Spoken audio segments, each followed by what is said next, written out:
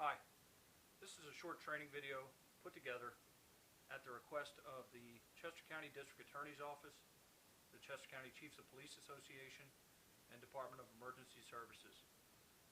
It's important equipment received for Chester County police officers, sheriff's deputies, and county detectives.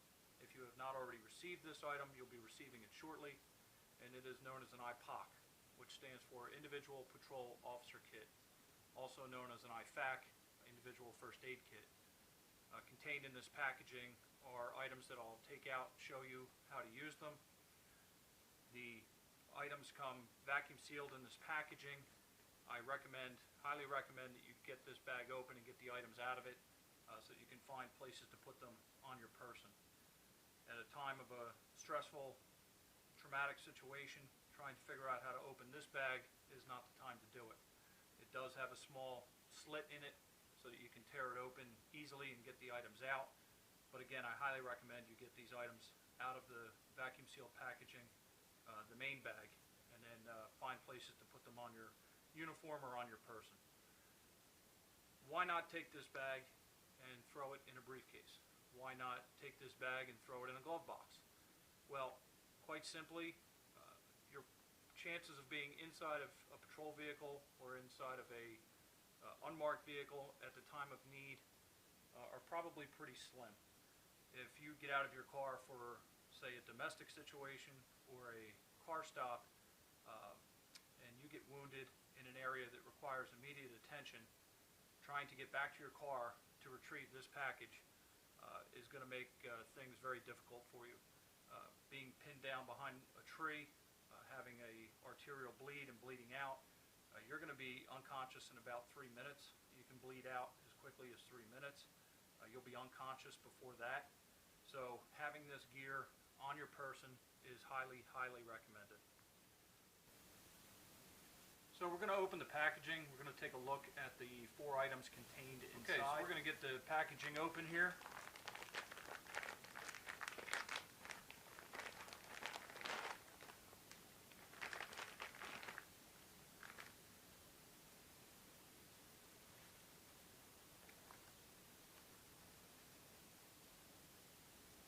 And inside of the packaging you have a pair of gloves, and we're just going to go ahead and set those aside for now.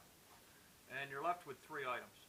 You have a tourniquet, also known as a CAT tourniquet. CAT stands for Combat Application Tourniquet. You have H&H gauze, which is used for putting into a wound site to help control the bleeding. And then you have an emergency bandage, which is used for wrapping a wound site and also controlling bleeding. We'll go through these items one at a time and talk about them. Alright, so what is a CAT tourniquet or a tourniquet used for? It's used for controlling blood loss, and there's only 4 places you can put this on your person. Alright, it's any one of your extremities. Right arm, left arm, right leg, left leg. Please do not attempt to put this around your neck. You cannot do that. So this is used for the extremities. It's used to stop excessive bleeding. If used quickly and properly, this is a game changer. This will save your life. If you want to YouTube a short video on a Albuquerque, New Mexico officer that was shot in the femoral artery, one of the officers that came to her aid was able to quickly apply a tourniquet, and she ended up surviving the incident. So definitely proven useful, life-saving tool. Alright, and we'll go over the use of the tourniquet. Where to put the tourniquet on your person. If you're uniformed or you wear body armor, what I do is I keep this on my vest, and I'll show you where. If you wear a suit, I would suggest putting this item in one of your jacket pockets. There's my vest here, and what I do is I keep this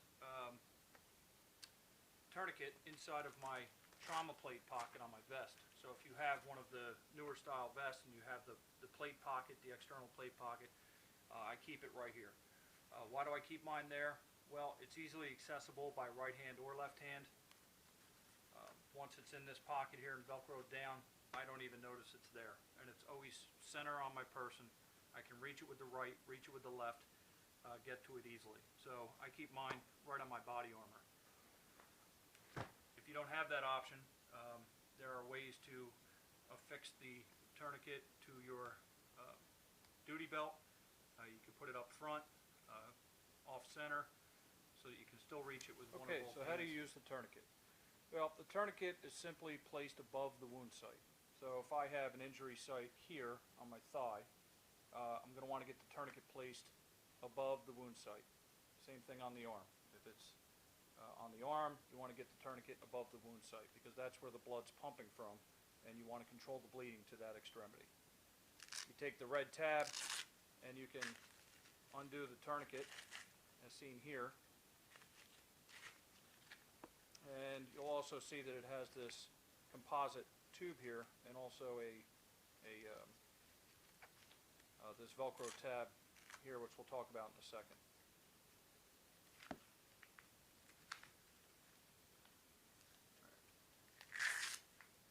So simply, you just take the tourniquet and you're going to put it again above the wound site, and you're going to Velcro it down. Once it's Velcroed down, you're going to want to take this composite tube called a windlass, and you're going to want to begin winding it. And this is going to begin to apply pressure to the wound area, or above the wound area. Now look, just because this gets tight does not mean that it's properly applied. If you still have bleeding coming out of the wound site, then you want to keep twisting.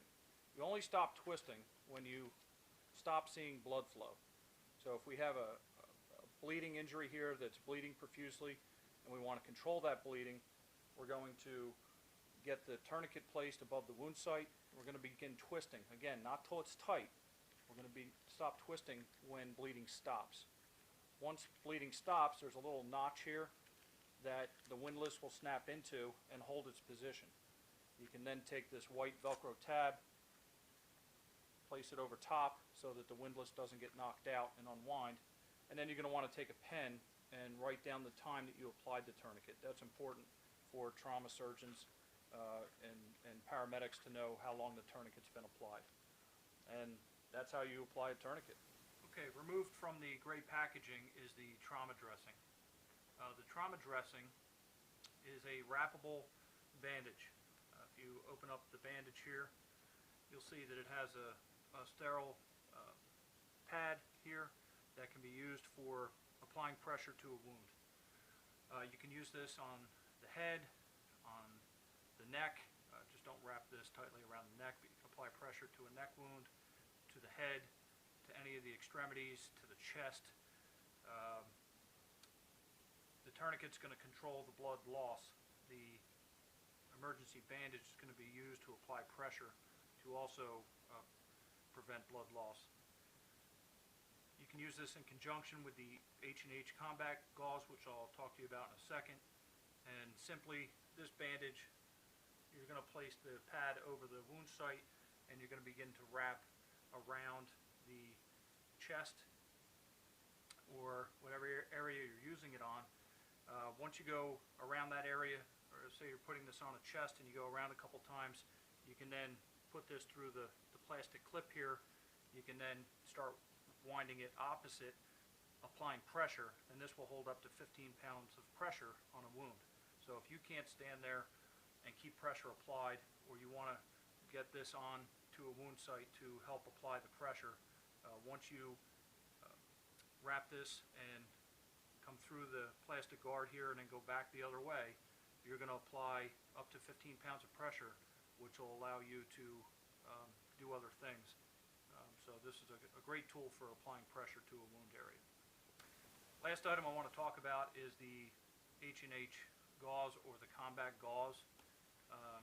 Simply, this is about 3 yards of gauze that you're going to use to basically plug a hole. All right, this is going to be used to fill a wound site. If it's a laceration, you're going to fill as much area of the laceration as possible. If it's a bullet hole or some type of wound site, you're going to want to pack the hole with as much of this gauze as the area can take. Once you're done packing the hole or packing the lacerated site, whatever material you have left over, you're just going to want to pile on top of the wound site and apply pressure, and then you can use your emergency dressing to wrap around this or apply something else. If the blood continues to soak through once this is applied, do not pull it out and try to put new material in. We just want to leave this where it is, and we want to apply additional pads or the emergency bandage on top of this and keep applying pressure. So I'll take this out of the package here and show you what this is about. When this comes out of the packaging, it's going to be very tough. I mean, it's almost like a dried out sponge. You're just going to want to take this in your hands and roll it. All right, and you're going to loosen this up, and you can see it's starting to come apart. And then once you have that, you just want to start pulling gauze from the center. All right, and as you see, it's coming out of the center here, and now you can take this gauze and just begin to stuff it into a bullet hole, start filling the area of a laceration, and you want to keep packing that material until the wound area won't take anymore. And then whatever material is left, you want to put on top of that and apply pressure to it. And that's how you use the combat gauze. Just in closing, showed you how to use the cat tourniquet, showed you how to use the emergency bandage, showed you how to use the H&H combat gauze. Everyone is well versed on using latex or nitrile gloves, which the kit also comes with. These 4 items, again, are essential to not place in a vehicle glove box or a briefcase. If at all possible, you want to put these on your person. Again, I showed you where I keep my tourniquet. I bought a pouch through one of the officer store, Atlantic Tactical type vendors that carries these 2 items, and I keep that on my duty belt, and I always have gloves on me anyway. So the tourniquet, yes, you want to take out of the packaging and you want to find a good place to put this as discussed. The emergency bandage and the combat gauze, do not take these from their packages, okay? They're sterile items and you want to leave in the packaging, but make sure you take the time to look at your packaging to see where the little slit in the packaging material is, so that you can tear it open easy when the time is, hopefully never, that you need it. But you want to leave these 2 items in their packaging, all right, so that the life of the item lasts. In closing, thank you very much. These 3 items and the gloves are essential items, essential life-saving items to our line of work. So hope this video helped you out a little bit. Take care, stay safe.